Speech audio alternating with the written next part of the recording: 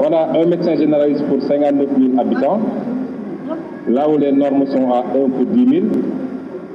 Nous avons 10 000 sages-femmes une sage-femme pour 10 000 habitants, là où les normes sont à 1 sur 6 000.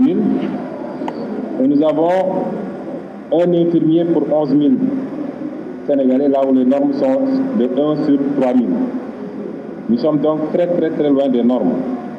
Nous sommes à peu près dans le même schéma avec les établissements hospitaliers, où on a 470 000, un hôpital pour 470 000 habitants, là où les normes sont à 1 pour 150 000. Je peux donner encore et encore des statistiques, mais ce qui me préoccupe le plus, c'est qu'il n'y a pas suffisamment de fonds consacrés à la santé. Aujourd'hui, nous avons 1,47%. Les dépenses pour la santé représentent 1,47% du PIB du Sénégal. Comparé aux États-Unis, à la France, où on est à 17%, 11%, ainsi de suite, encore que ces pays ont un système sanitaire très performant, nous considérons que les 191 milliards prévus pour la santé sont très insuffisants par rapport aux besoins du Sénégal.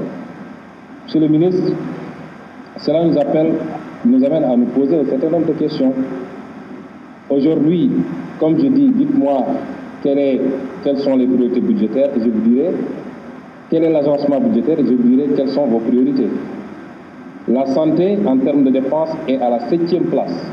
Je ne peux pas comprendre dans un pays comme le Sénégal que les infrastructures et le transport viennent avant la santé, que le ministère du pétrole et des énergies vienne avant la santé et que les forces armées viennent avant la santé.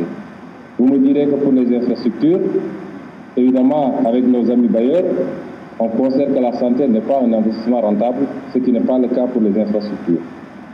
Autant de choses qui nous amènent, autant d'éléments qui nous amènent à nous poser des questions sur la place réelle de la santé dans vos politiques. C'est les chiffres qui parlent, ce n'est pas les slogans.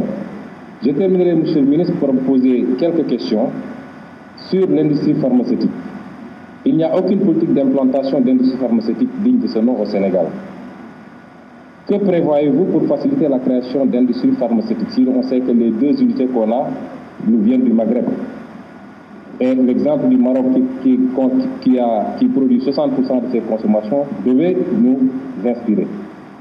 La deuxième question, c'est la vente de médicaments illicites. En 2019, on a eu beaucoup de cas et nous savons que ces médicaments illicites contrefaits créent beaucoup de problèmes de santé. Rien qu'à Touba, on a 200 cas de nouveaux incidents rénaux chaque année. Quelle est la politique réelle pour que cela s'arrête?